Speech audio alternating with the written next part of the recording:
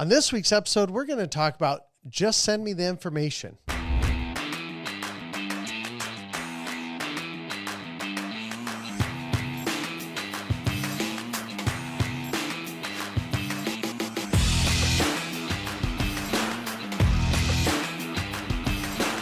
Hello, everyone. Welcome back to this week's episode. I am Chad Owen, the Annuity Sales Coach, host with the most. I guess you're going to be the most today. Yeah, we'll just leave it at that. Owner of Retirement Realized Financial. Of course, if you want to become contracted with us, and we're getting a little more bold with this now because we're having a lot of agents saying we're making a big difference in their business. And that's super important to me. I want to make sure that we help people live a freedom lifestyle while helping others live a freedom lifestyle. And of course, if you want to stay with your current IMO and you just want to have some training, we have Retirement Realized Agents Academy. So both of those can help you. So Objection. DJ. Yeah. Just send me the information. Now, this is funny, though, Chad, because this is actually a nod back to the very first episode. We did the same episode. And I want to see just even from episode 1 to now, this would be actually episode 210 on the podcast. Yeah. That means that's 210 4 years. weeks older. That's 4 years worth of podcasts. Yikes. So it's been a long run. It's been fun. The little bit Sure. that I've been here, because you did it for a while without me. But yeah. How long have you been doing podcasts with me? About a year? Probably a year. Yeah. Ish. And I'm still alive. So no, wait, let me rephrase that. You're still alive. So they weren't worried about that. Oh, I'm sorry. I'm a little bit distracted because I just had one of my agents try the Carolina Reaper Challenge with the peanuts. The peanut challenge. And he's never not been able to get through a challenge. He got halfway through it, and I still hear him out there paying the price for it. So it's like, don't tell me I can't stop you from doing something through a challenge. I'll figure out a way. This brain can be evil. That, like I said, pinky in the brain. There you go. I can Dangerous. the brain can be evil. So just send me the information. Now, I do want to add a little bit of a disclaimer here, because I think sometimes, and you can get this objection regardless of the type of lead or how you're marketing. Like you get this, with the radio. Oh yeah, it doesn't matter. The lead source, it does not matter. You will always get this. Absolutely. Yeah. Seminars, this is a very common objection. It is. It's probably the number one biggest objection. Yeah. At least on the phone. Yeah. Right? I mean, when you're making the calls. Yeah, because if you're in an appointment, you have the information. You've got the information with you. You wouldn't be sending them information if you're sitting in front of them. Exactly. So sometimes your wisdom is just so deep. The trick is to be able to say simple things in a complex way. You didn't succeed there. Yeah. But I think that the mindset that the agent takes into this objection is paramount. It's huge. If you go into it, you hear that objection, and now all of a sudden you think, oh, these are just tire kickers, rather than, oh, wait, this person actually is interested in the information. That's exactly how I look at it. Yeah, no, I mean, if they're saying just send me the information, I do question sometimes how serious you are, because if I give someone an opportunity to meet face-to-face versus just reading a book, if I'm really serious about something, I'm not having them send me information. Yeah, that's true. I mean, I use this example. What information do you want me to sell you? Well, what you were talking about on the radio show or the seminar or the internet. It's like, okay, so which of the 200 different companies do you want? Which product? What's the purpose? What's the reason behind the money? I mean, it goes into so many things, and it's not that it would be so much easier to just send someone the information. Right. But I don't want to sit there and send people information that doesn't apply to their current situation. Right. And so it takes a lot more time to meet with people than it does to send the information. But I'm looking at it going, what is the purpose of the money? And that helps me determine what information they need. And often that's right in the appointment. Right. I mean, just last week, I had to change the pattern of what I was doing, switch the concept, because they told me it was one way. I went and met with them, found out they had a lot more money, which the week before that, I found out they didn't even remotely. It was very tied up, and they already had some annuities, and the surrender fees were high. So, I mean, I just said, I'm sorry, I can't help you in this situation. Yeah. I'm not replacing these because the surrender fees were high. The income value was high. but even with a bonus, it just wouldn't have been better for them. Yeah. So when I'm sending the information, often is right there, right in the middle of it. You know, if I have a serious thing and I'll tell someone, well, I just want the book. I never am going to call a doctor if I have a lump on my neck and say, hey, send me brochures on all lumps you know about. Right. I've done that before on the internet as far as some sort of ailment I thought I had. Within the first 2 links I clicked on, I should have been dead. Yeah. I mean, that's the reality. Do you find that just send me the information objection tends to come up more frequently after you've already talked to them about a face-to-face appointment? No. It comes up before that? Before. Okay. And rightfully so, because a lot of times people, when they are on the phone, they sound like telemarketers. Right. Yeah. Versus, I mean, you can get that response just by sounding like a telemarketer. It's true. But if you sit there and they can tell you genuinely care and you're genuinely concerned about their situation and you love, which how do you know when somebody really loves doing something? They're passionate about it. It's by the enthusiasm in their voice, right? Yeah. When you're, it's so hard. I don't really know if you could ever fake passion. Yeah. You know, enthusiasm. Now, it is hard. It is. Yeah. I don't know if you could do it. I mean, you look at some of the way some people sell and you could go, well, they sounded really excited about it. That's when it sounds like an infomercial. Right. I mean, just stay up at 1 o'clock, 2 o'clock in the morning sometime and watch some of these infomercials. They're not passionate about what they do. Right. It's true. So, yeah.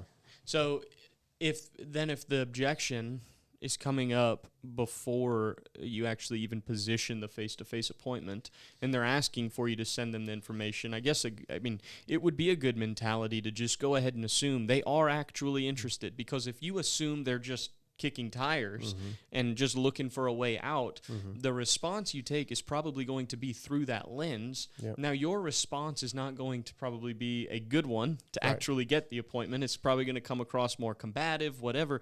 But I do like the way that you tend to handle that initially, because isn't one of the first things you say, like, well, what information do you want? Yeah. Right? I mean, it's really, you reached out to me, you had some questions, what can I answer for you? Sure. I mean, even that statement right there is really hard to just say, well, just send me the information. I just asked you, what questions can I answer for you? Yeah, but they don't say after that, they don't say, hey, can you just send me the information I saw on the internet or the information I heard on the radio? Rare. Really? Very rare. So they go into their whatever they have to talk about. Yep. I'll just say, what questions do you have for me? And, oh, you know what? I was kind of curious. I heard about this. How does it work? What is it? And I will tell people right away, what's an indexed annuity?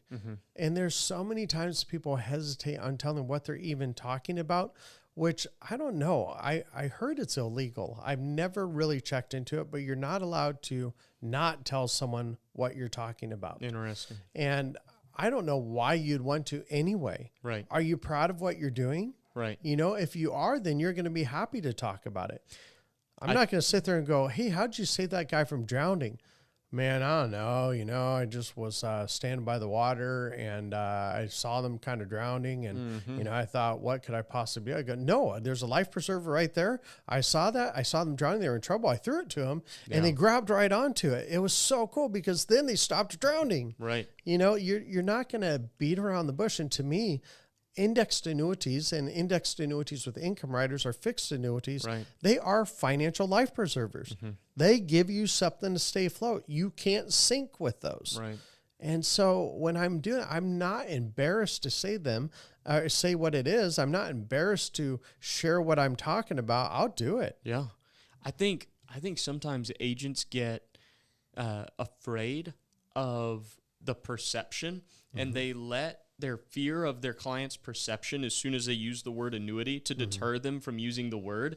But then what happens is they keep that in the dark. And then when that comes out, the clients feel like, oh, they've been trying to hide this. So the very thing that they're trying to prevent is the actual thing that they create when they try to keep that idea of it's an annuity in the dark. But, you know, I also look at, too, is well, I don't like an annuity with high fees. Well, or they'll say something along the lines, oh, well, annuities have high fees. No, that's only 1 out of 9. You know, the variable annuity with an income rider averages between 3.25 and 4.25% fees. That's just a fact. And so when you look at that, there's 9 different types of annuities. And people always ask me that, 9 different types. I have agents even ask me that, 9 different types. Now, technically there's a if you really went to the nuts and bolts, there's an immediate and a deferred. Those are the two major type of annuities. Or you can even, some people even say a fixed and a variable, but there's the fixed, the variable, the immediate, the index, the QLAC, the charitable remainder trust, the straight deferred. There's so many different types, the hybrid, the RILA. I mean, there's so many different types of annuities out there. And so when I look at this, and there's more than 9, but there's very few recognized. There's 4 basic. You have your immediate, your variable, your indexed, and your fixed. Those are the 4 that most people are going to know about. And when you start talking about your charitable remainder trust and all those others, those aren't used that often. Right.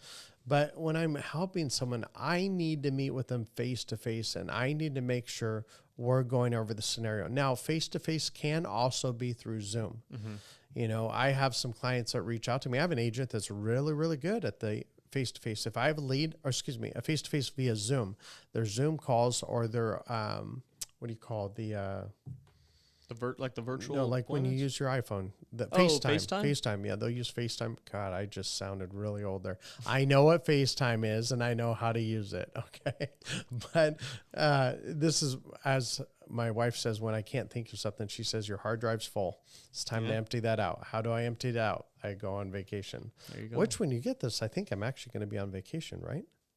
Yes. I think so. By the time this podcast comes out. I'll be in Alaska, sitting by a river, fishing, hoping to cook my wife some dinner and beat my chest and go, I provided food for you. So,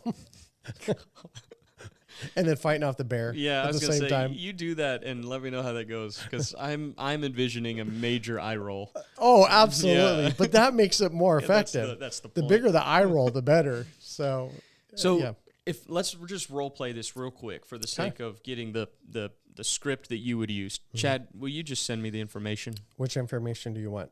Well, the information you said on the radio show, or I saw it on the website. Yeah, but it always says customize. So what I'm trying to do is figure out what your situation is, what the purpose of the money. Isn't that important? Yeah. I mean, you need to know what you want it to do, right? Yeah. Okay, so that's what I'm here to do, is make sure I get you the right information.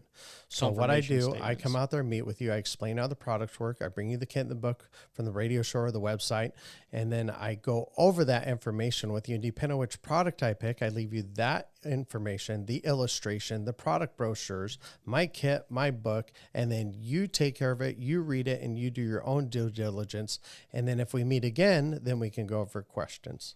I like it, and what I like about it is the way you handle it right out of the gate. Is what information? Like, what information do you want? What information are you talking about? Because it sounds like, psychologically, it sounds to me like you're actually trying to meet the request that I made. But then I say whatever it is, and you're like, well, realistically, there's all these different insurance companies, and each insurance company has all these different products, and there's all these different indexes, and there's so many different things we could send out.